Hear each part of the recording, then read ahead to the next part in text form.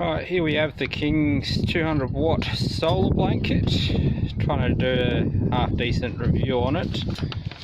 So I bought this because it claimed that it would put out 9.34 amps on a good sunny day. The 120 would only put out about 7 amps. I knew that wouldn't be true because perfect alignment, all that sort of lovely business. So I was expecting around 8 to 7 amps. So the best I got on a flat battery out of this panel on perfect alignment with the sun was 8.12 amps out of my MPPT charger. So you obviously get the panel, you'll get a 4-meter extension cable, you'll get the PMW controller. Now if you don't know the difference between a PWM and an MPPT, it's worth a look into. I highly recommend the MPPT, especially when dealing with different voltage solar panels. But with the 4-meter cable that they supply, using it you lose 0.1 of a volt. I didn't check the amp loss, unfortunately. Now it is very difficult to get this thing positioned correctly to get the maximum ampage out of it. I ended up having to use some boards underneath it to get it pointed to the sun.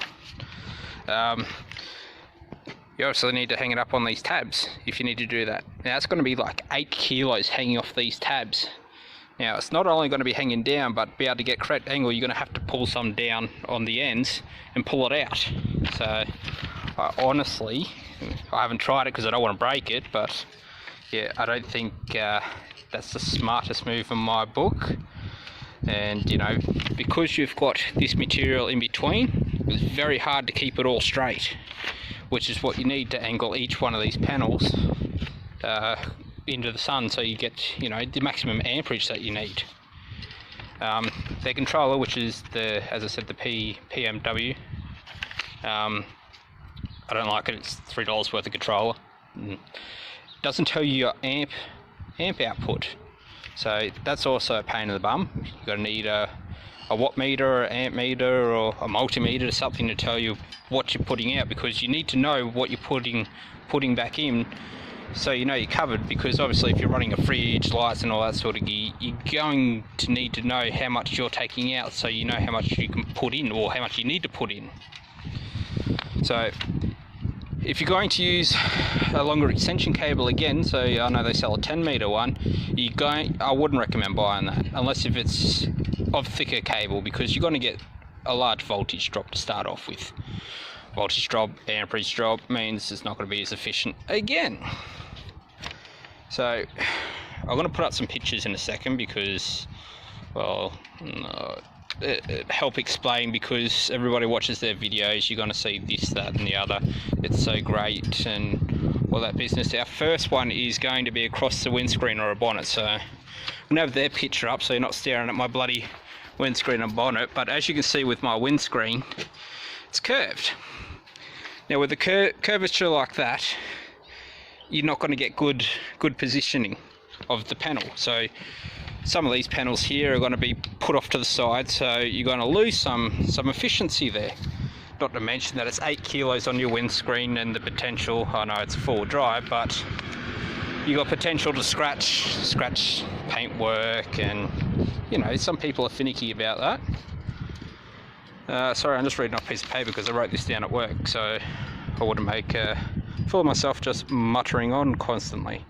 The other issue is when you set up camp, you're going to have to position your car in the direction of the sunrise or the sunset for peak efficiency, which means figuring out which way that is, then setting up camp all around your solar panels. You shouldn't have to set up your camp around solar panels. It should just be set up your camp, then move your panels to the way that the sun is suited. Now the other thing is the second example is hanging it from the awning. So as I mentioned about these little tabs here, that's what it'll be hanging off. Now if you're hanging it straight down, that's not very efficient. I mean, you're going to have to hang it top down from these tabs, then the bottom ones you're going to have to pull some string out to get that angle.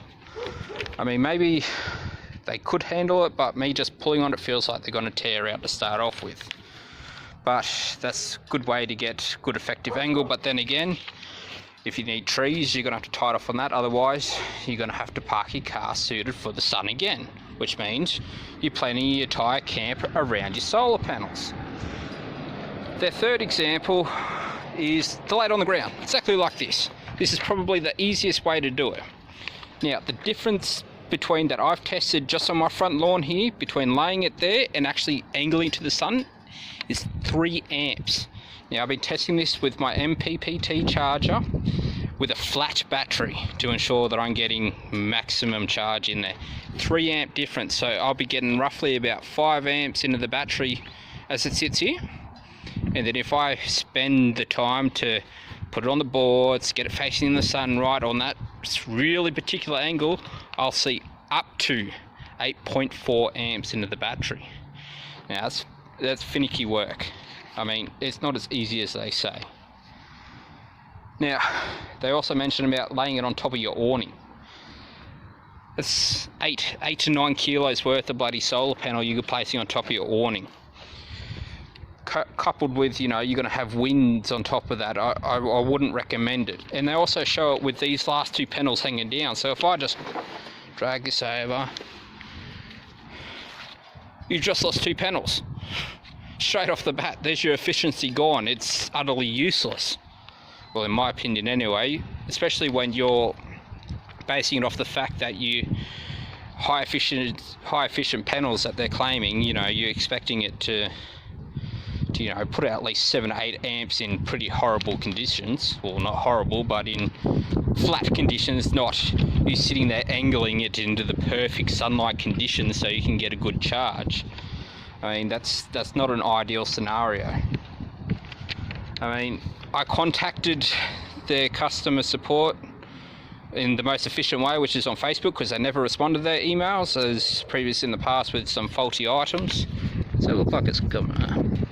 And they claimed straight off I asked them, you know, when you've tested this, what was the best outcome that you had in direct sunlight on a good day? 9.43 amps, they said, which is straight from their product page. Yeah, I could have seen that. I mean, I haven't seen anywhere near those figures, and not how they've been using it either. I mean, it's $300 for this, and I'm not getting the results that I need. Because at 5 amps on the ground, that's not even covering the fridge running. Especially when you've got more stuff coming off that battery. Sure, you are delaying the inevitable of your battery going flat,